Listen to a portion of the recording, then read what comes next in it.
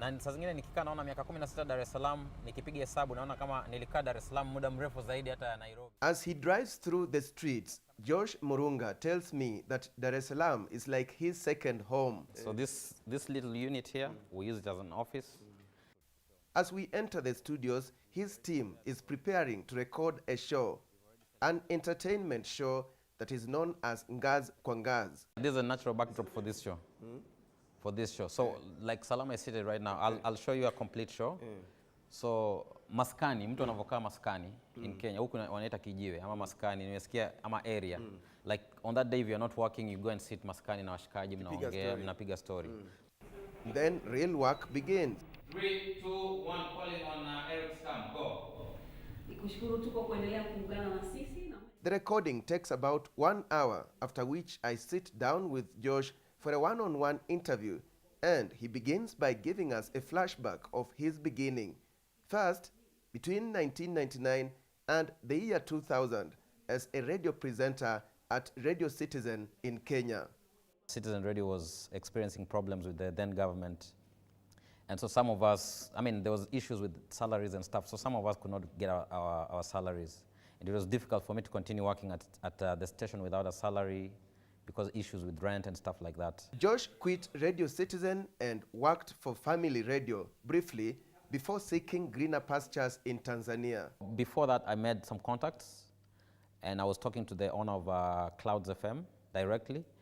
And he told me, you know what, come over and let's see what we can do because I already like your voice over the phone. In Tanzania, at his news station, he had to start a totally new journey. They told me they like my voice a lot, but they were worried about my accent, my Kiswahili accent, or my Kenya. So they gave me a night shift. They said a graveyard shift. So I used to work in the middle of the night because they said we cannot put you during the day, at prime time. And remember when I was at Citizen, I was doing the morning show, by the way. Jambo Kenya. Yeah. Josh later moved on to another station, East Africa FM. Yeah, I started on radio as a sports presenter and reporter. And then that show was graduated also to the TV show. They told me I was doing a good job on radio. So they took the show from radio onto TV. And so I started doing the sports show. It became very popular.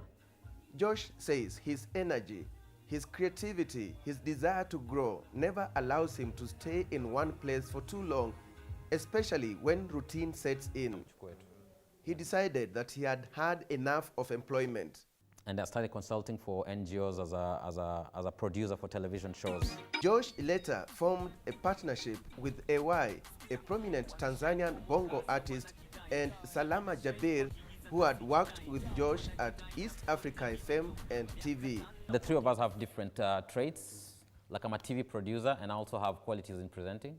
Salama is a TV presenter, and when she went to the UK, she studied television and media. AY is a musician, but a very knowledgeable entrepreneur. And he has contacts, and he's traveled the world.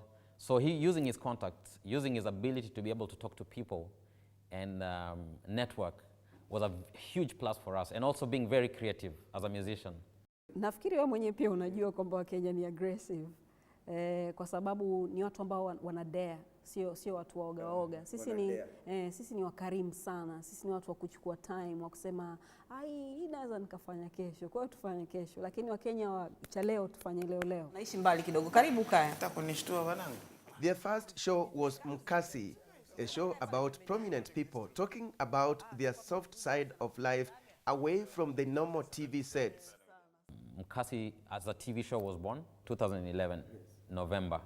That's when the show went on air at East Africa TV. We've gained a lot of experience, cha kwanza, which is very important, you know. Imetufanya tuwe karibu zaidi na ukiachana kwamba tunafanya kazi pamoja, sisi ni marafiki. We used to work from Salama's house, we used to work from my house, we used to work from AY's house. The editor would come with the computer. By midnight, we want to sleep. The editor would carry the computer to their own house and finish the edit.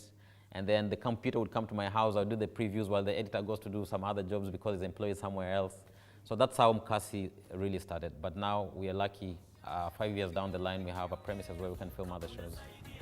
To provide television content in a foreign land is not easy. Now, this was Josh Murunga's tactic.